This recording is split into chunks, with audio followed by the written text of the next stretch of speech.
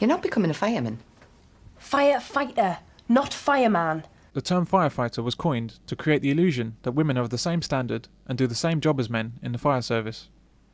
So, as far as you're concerned, there's no difference whatsoever between what a female firefighter can do and what a male firefighter can do? Yeah, I think there is a difference. Again, it's that physical thing, isn't it? It's the physical thing. There are female firefighters that are not very strong at all, and the nature of the job may require you at some point to scale a ladder and to put someone on your shoulder and take them back down again.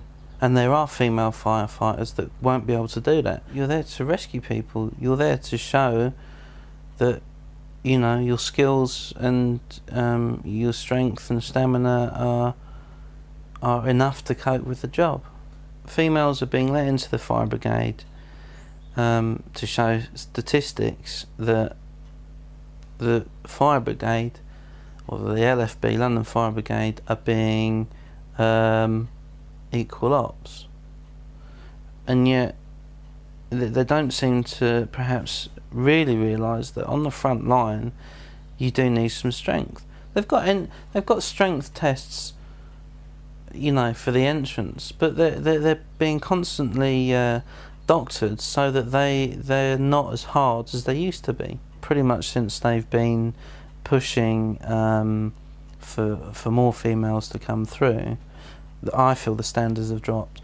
And this is from what I've seen and from talking to guys in a job that have been there 20-25 years. You do get rumours that, you know, they've lowered it because a lot of the female firefighters can't do level 12, or they struggle.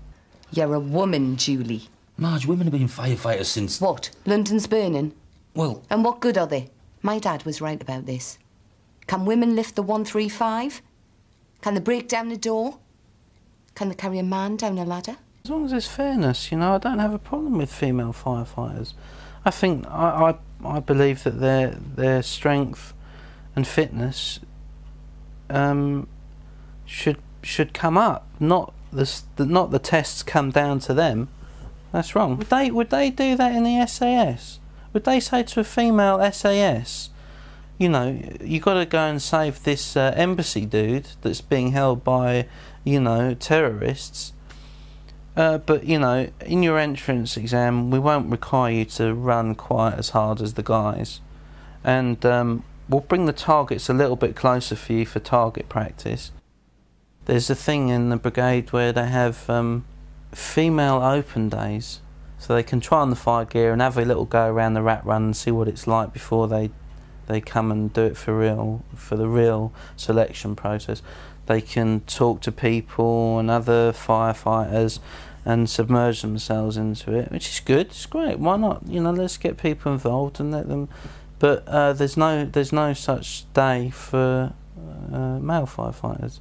There isn't an open day for male firefighters to go and do the same thing. This is all about equal ops, you know. I mean, they've got to do it. They've got to go both ways, you know. They've got to do it both ways. Otherwise, then it becomes, you know, not equal ops. Even it doesn't matter whether there are more guys than girls or more girls than guys. A team of firemen is called a watch, and it has 6 men. If the watch has women in it, the job automatically becomes more difficult and dangerous for the remaining men, because while she's protected from the toughest and most dangerous tasks, the men aren't. Instead of a 1 in 6 chance of being selected for a dangerous task, it's 1 in 5 if there's 1 woman, or 1 in 4 if there are 2 women in the watch, and so on. I would pity the only man in a watch full of women. The consequences for firemen, due to the presence of incapable women, are quite simply life-threatening. On the call slip it might just say fire at number 32 Belmont Road or whatever. You don't know what the hell is going on until you turn up to that place. And if you're the first appliance there, and you've got the driver, the officer in charge at the front, and 4 girls at the back, female firefighters, and there's a guy on the 1st or 2nd floor that is in desperate trouble, and he's got flames licking up his arse, and he needs to come out of that window. There's no other way from it to escape. Those 4 female firefighters are going to be well trained. They're going to know what to do. But there's a 100-kilo ladder they need to get off the back of the appliance. They need to position it over a garden wall that could be 3-4 foot, maybe 5 foot high. And one of them's going to have to go up there and assist, or perhaps even carry a guy down. If it's an adult that's, that weighs quite a lot, and those 4 females are saying, well, I can't get up that ladder, I won't be able to do that. What happens to that guy? Maybe the officer in charge is able to do it, or the driver, but he's not in his fire gear when he turns up. He's in his work gear. So he has to get his fire gear on and then perhaps climb the ladder. It's physics. This is why the terms firefighter and police officer and soldier are all fallacies when applied to women. Women do not do the same job because they're not capable of doing the same job. Instead, men take up the slack created by inadequate women and pay the price with injury and death. Take this woman. To do that and to make sure that the Houses of Parliament and London as a whole could go about its business. I'd like to see her CV. Often, public bodies have to justify why there are not more women in senior positions, but we should actually be asking why there are any at all. Considering that policemen face far greater danger in their work and don't have the option of maternity leave, how can we be sure she's in place due to merit?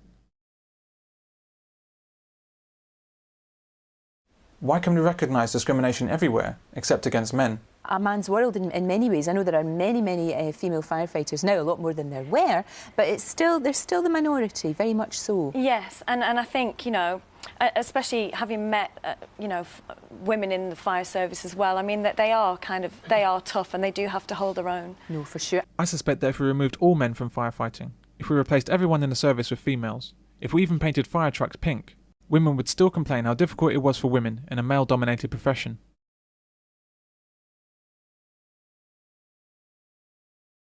"343 firefighters were killed in the World Trade Center on September 11th, 2001. Every single one of them was a man.